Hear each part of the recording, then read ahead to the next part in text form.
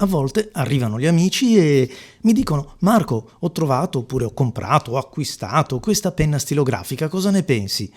E ne penso che bisogna provarla, niente di più gradito. E così, grazie agli amici Stefania e Roberto, oggi vi parlo della Diplomat, la Diplomat Cesar.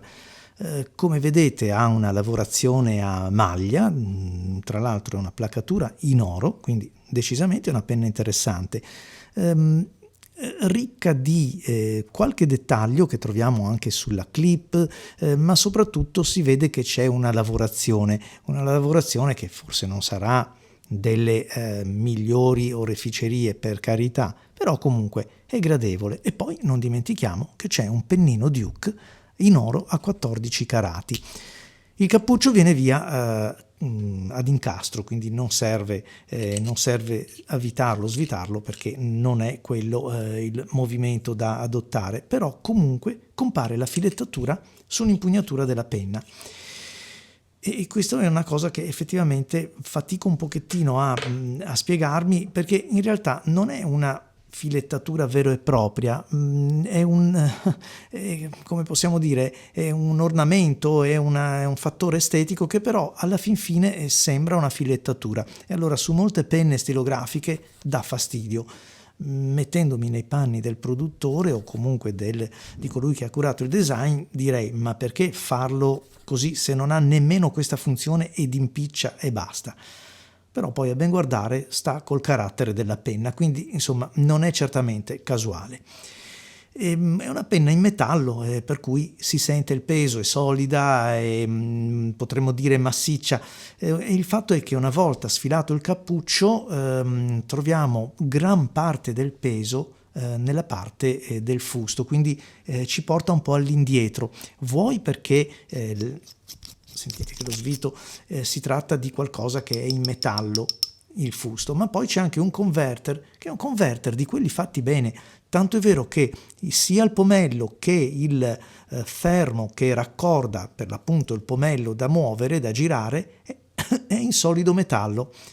E anche questo contribuisce a dare il peso spostandolo nel codale, nella parte terminale della stilografica, e quindi spostando un po' il baricentro, spostando un po' il bilanciamento ottimale. Cosa che poi invece al lato pratico non è nemmeno vero, perché la penna si impugna anche bene, dato che la sezione è sottile, lo è davvero, per alcune mani potrebbe essere persino troppo rastremata. Però è in metallo, un metallo che alla fin fine mi dà meno fastidio di altre sezioni che ho provato. Non è il materiale che preferisco, non è quello che sceglierei su una stilografica, però non è neanche dei più scomodi, dei più algidi. Si impugna bene, si dimentica subito. Mi piace un pochettino meno quella parte, quella plastica scura, ancora una volta sezionata, scalinata, che va poi ad alloggiare il pennino col conduttore. Cioè, insomma, è una penna abbastanza movimentata. Sta di fatto che il pennino è un bel pennino, scrive bene, è esente da critiche, lo trovo anche bello esteticamente nella forma, forse un po' troppo ricco di dettagli, magari questo 14 carati, l'iscrizione forse poteva essere fatta anche un pochettino più piccola, mi dà l'idea che sia un po' sbandierata, ecco, tutto lì. Però il pennino nella sua forma lo trovo anche azzeccato con la penna, raccordato bene con le misure, non è piccolo, non è grande, e soprattutto scrive bene. Alla fin fine non è nemmeno stancante questa penna stilografica, perché è vero che è sbilanciata, ma è sbilanciata bene. Sembra un controsenso, ma è così.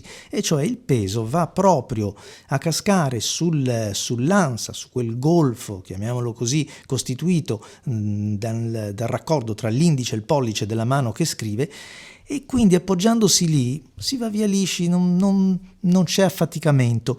Il pennino è governabile. Probabilmente non avrei lo stesso giudizio su un pennino medio o un pennino B, perché forse tenderebbe un po' troppo a scappare.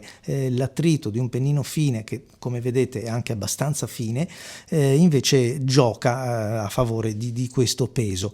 Sicché non è nemmeno stancante. Io non avevo mai provato una penna Diplomat Cesar e quindi sono anche contento di aver provato qualcosa che mi lascia un buon ricordo. E quindi a voi tutti, cari amici, vi lascio sulle immagini che scorrono e vi do l'appuntamento ai prossimi video.